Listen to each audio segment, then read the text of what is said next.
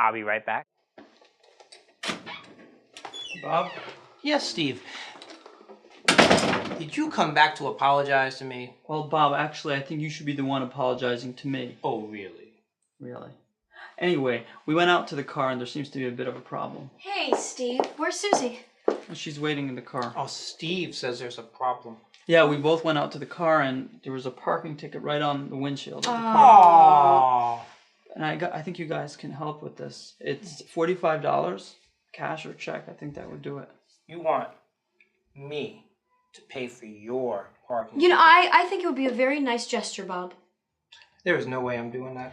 Well, you insulted him. Well, actually, I don't know if that's really the point. The point is that we came here especially to visit you guys. No. The point is, you chose where to park your vehicle. You parked illegally. Now, why did you park illegally? That's not the point. The point is that we don't come out to this part of Brooklyn. We came here especially to see you and we got a parking ticket. That, coming to visit Kate and myself, that may have been your impetus for coming out here originally. Hold on a second. Is that a word, Kate? Is impetus a word? Yes. Am I using it correctly? Yes. Steve, that may have been your original impetus for coming out here to visit me and Kate. However, you still consciously chose where to park your vehicle. So, if we want to take this impetus thing way back to the tippy top there, we could take it back to Susie. You wouldn't have come out here if it weren't for Susie. Maybe Susie is the impetus. Stop calling Susie an impetus. She's not an impetus. You don't even know what you're talking about. Bob, do you ever take responsibility for anything you do?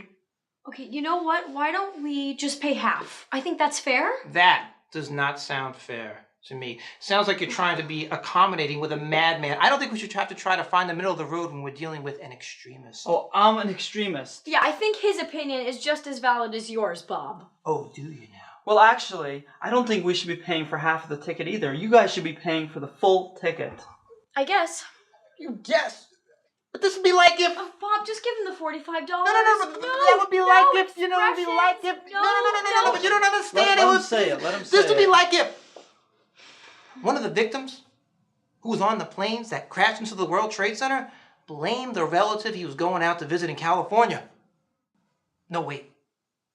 That analogy could be even better.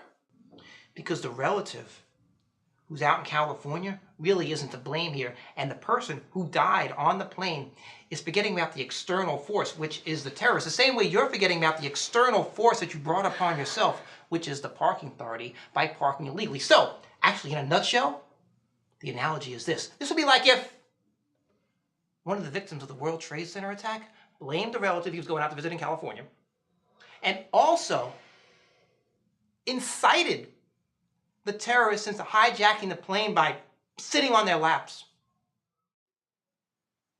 Bob, Yes? give him the $45.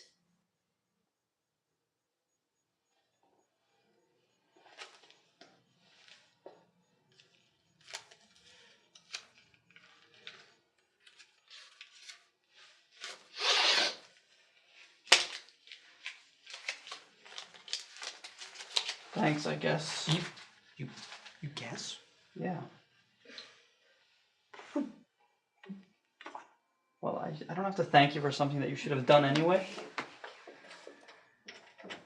This is something that you should have done. I don't have to fight with you to do something right. Have a good night.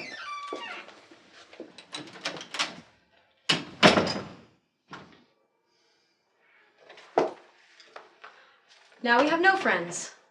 Good!